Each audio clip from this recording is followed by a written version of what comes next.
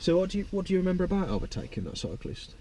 To leave more than enough room on the approach of it, not just go like close to him and then kind of cut out and go round. So leave enough space to go out. How many cars lengths back would you say he was behind the cyclist? How many cars lengths was I? Yes, or did you learn to be? I was too. I was too close, wasn't I? Yeah, He initially. said about cars length more. A bit more, probably. Yeah. I'd say car length minimum, probably one to Yeah, that was it. one Car to length two.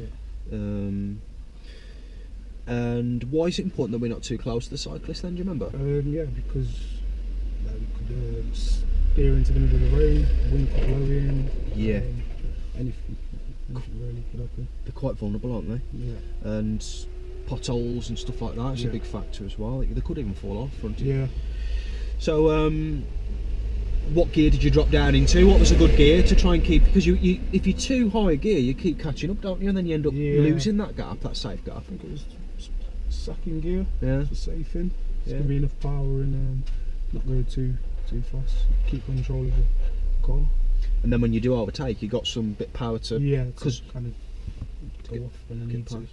And in our case, we was uphill as well, weren't we? So that was Yeah. another thing. Yeah. How much room did you give this? Do you remember you was giving the cyclist when you overtook? Or how much room should you give? What, when I'm overtaking Yeah. or coming to overtake? Well, you've got your distance initially. You've got your 1 to 2 car lengths behind the cyclist. So there's you. Yeah. You're slightly right to the cyclist. You're keeping that. Would you get close and give a little bit of room, or would you give more? No, How much would you be definitely looking give to more. I don't know really. I know how to give quite a bit of space. Give it about the same room as you give a car. Yeah. Minimum a door's width. So a door when it's open. If I just open this door now, you know that's wide. A wide open. Yeah. That would be your minimum, really. Look at the road ahead. If you've got more, use it. Yep. More space. So, and I think you just mentioned about checking the mirrors, didn't we, before we moved in after? Yeah. Always do the mirror checks. Yeah. Before and after, isn't it? Before and after. We've Yeah. changed direction and speed. Yeah. Good. All right. I recall us covering traffic lights as well last session. We did, yeah. Yeah. What do you remember about that? It was more focused on the amber because I was getting confused on the. I don't know what I was confusing it with. All the. What does amber mean to you as a driver? It's me as a driver. What, on approaching it, if you first have. Yeah.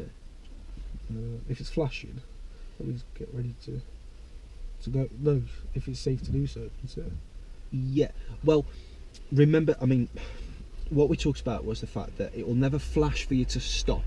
Yeah. The only time you'll ever see a flashing amber light, and we talked about why it flashes and the rest of that, but the only time you'll see it flashing is when it's getting you ready to go again. So it's like you just said, if it's safe to do so, there's nobody else on the crossing or nobody else about to step on. Yeah. But if you're approaching, so that's just to get you going again, remember, if you're approaching an amber light in front of you, what are you thinking? What does that mean to you? What's the first thing that you should be thinking, or to be thinking in advance really while it's green, because it could always change to amber in a split second, couldn't it? Yeah. I'm thinking to get ready to slow down, stop. Yeah, I would say let's shorten that. Stop if it's safe to do so. Yeah. Okay, so that depends on a couple of factors. Do you remember what they was?